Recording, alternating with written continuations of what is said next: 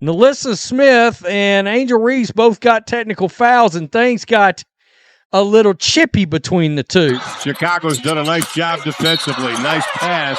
Right there. How did Dejournay get that to Smith? That was in our line of sight. There wasn't any daylight. Yeah, the speed and accuracy of that pass. Now we got some chippiness. Smith and Reese jawing at each other. The WNBA is facing growing concerns over player behavior and how the league is handling it. A recent clash between Chicago Sky's Angel Reese and Dallas Wings' Maddie Siegrist led to both players getting technical fouls. This has sparked debate about whether the league is doing enough to keep the game professional and under control. The situation comes at a time when fans and analysts are already worried about increasingly rough play on the court, especially after Caitlin Clark's recent injury.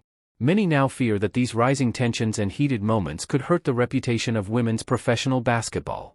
Charles, give me that! Jesus, dude, when NaLyssa Smith is doing that to you, you know you just aren't ready for it, man. When NaLyssa Smith is D'ing you up, blocking her shot, folks, Angel, you cooked her up last year. What happened? The latest controversy in the WNBA unfolded during the Chicago Sky's 94-83 win over the Dallas Wings. Tensions boiled over when Angel Reese and Eric Ogunbowale got into a heated confrontation that forced teammates and officials to step in. The incident happened with just over 4 minutes left in the fourth quarter, after Reese fouled Ogunbowale, sending her out of bounds. What started as a typical in-game moment quickly spiraled into a scene that raises serious concerns about the league's image and how it handles player safety. By the way, this started off by NaLyssa Smith going for a rebound and Angel just shoving her. Just shoving her and then complaining to the refs. And by the way, I don't blame Angel Reese for, shoving people and expecting to get away with it. The referees have shown that you are allowed to shove people and get away with it. Like that is a given. So after the foul was called, Reese voiced her frustration with the ref's decision. As she did, Smith walked by and made a comment that sparked the conflict. Instead of letting the officials handle it, Reese fired back, and the two ended up in a heated face-off that teammates had to break up. Both players were hit with technical fouls, but the incident highlights a bigger issue: the league's struggle to enforce rules and hold players accountable. Now, if I was to take bets in this, NaLyssa Smith versus Angel Reese, I'm putting all of my $2.47. I'm putting all of that on NaLyssa Smith, all right? I'm not sure it would be even close. Like, I'm not sure Angel Reese would actually want that to turn into something where hands are involved. This wasn't just a one-time clash fueled by game day emotions, it's part of an ongoing pattern between Reese and Smith. Reports say the two have a history of trading words, going back to the 2024 season when Reese was a rookie and Smith played for the Indiana Fever.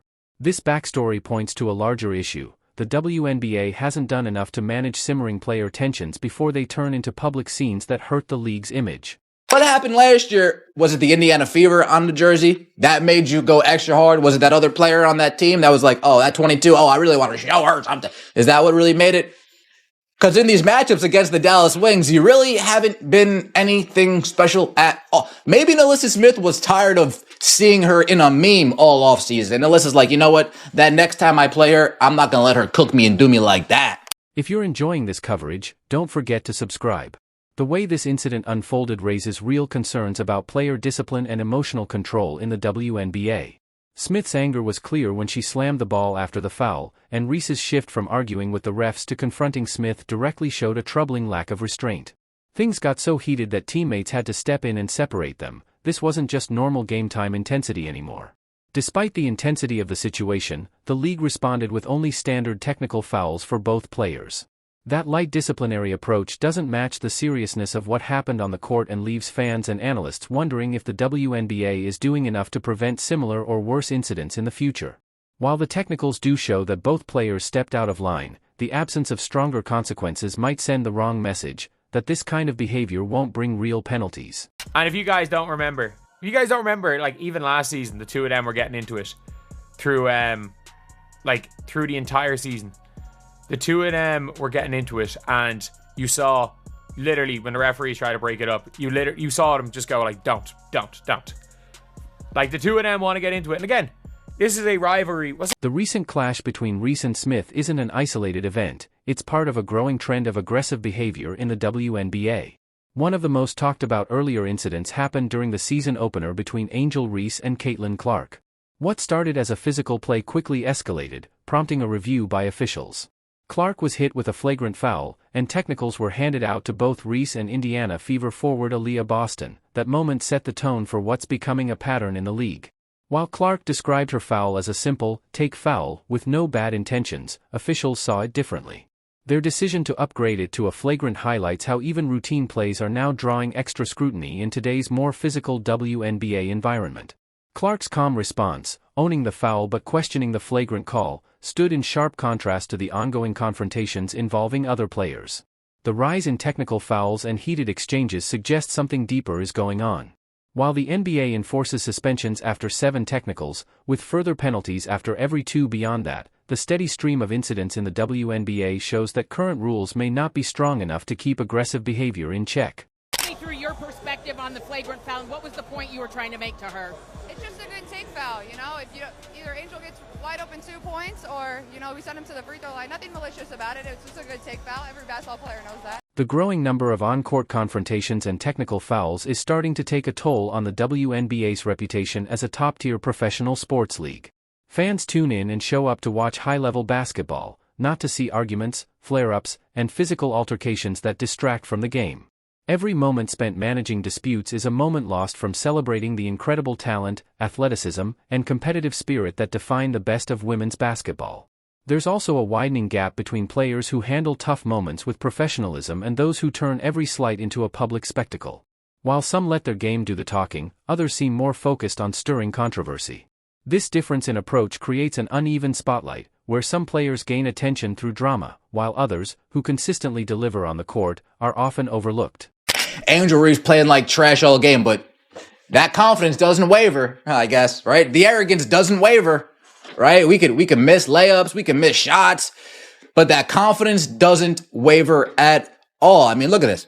Angel Reese, after going 3 for 12 on the night, at this point, she has a historic play where she elbows Dejanay out the way, and here we go.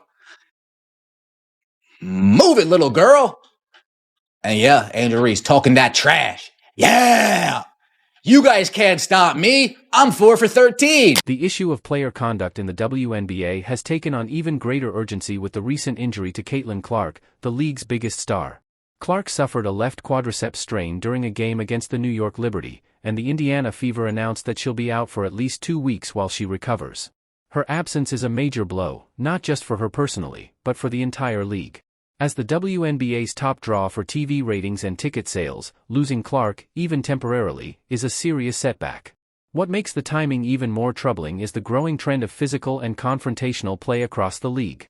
While Clark's injury wasn't directly caused by a rough foul or on-court clash, the overall rise in aggressive play raises important concerns about player safety, especially when it involves marquee talent. Clark's time away will affect the league right away. She's expected to miss at least 4 games, including some potentially high-profile matchups that could have drawn big TV audiences and packed arenas. The shift in her MVP odds, from plus 115 to plus 250, underscores just how much her absence impacts both the competition on the court and the business side of the league. So the WNBA might as well just name Caitlin Clark the MVP right now, because so far she's missed 2 games due to injury. And not only have the Fever lost both games, but now in this one, they lost to quite possibly the worst team in the league, which just shows how important of a piece she is to that team. She's averaging 19 points, 9 assists, and 6 rebounds a game this year in the 4 games she played. She is super important to that team, and it's proving it that she is the most valuable player on that team. Throughout the season, the difference between Caitlin Clark's professional conduct and the more confrontational behavior of some other players has become increasingly clear. In her widely discussed run-in with Angel Reese, Clark calmly stated that her foul wasn't malicious and was just part of normal gameplay, showing the kind of maturity and poise expected from top-level athletes. By owning the moment and explaining her intent, she modeled how players should handle heated situations on the court. Clark's recent injury and time away from the game only reinforce how important it is to protect players who represent the league well, both through their performance and their professionalism. While she focuses on playing hard and staying composed, others seem more interested in stirring up controversy or chasing viral moments. That might bring short bursts of attention, but it risks hurting the sport's long-term reputation. Clark's ability to consistently fill arenas, boost TV ratings, and maintain a high standard of conduct proves something important. In women's basketball, true success comes from skill, performance, and professionalism, not drama. She's going to be out for a couple weeks. Let's see how viewership does in the 3 weeks that she's out.